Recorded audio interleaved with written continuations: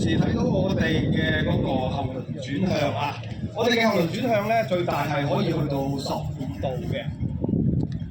但係咧佢會因應輪胎嘅尺寸啊、輪胎嘅闊度啊有所調整，係嘛？譬如呢方面，啱啱咧我哋睇咗 E4 方嘅一個坦克掉頭，我哋 E3 方嘅一個掉頭方式咧叫做圓規掉頭，所以咧佢係有一個支點嘅。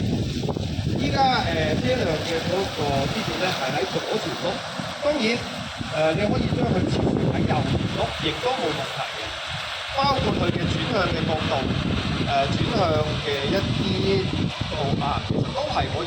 由我哋駕駛員喺 mon 上邊進行一個手動嘅一個設定嘅。好，我哋依家睇到左前轆做支點，依家睇睇右前轆做支點個狀態係點樣樣。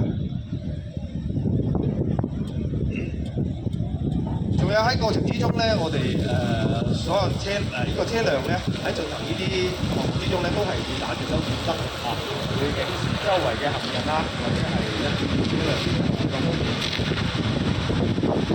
同埋大家可以留意得到，我哋呢咧係一個八字形啊，係一個八字形嘅傾向嚟嘅。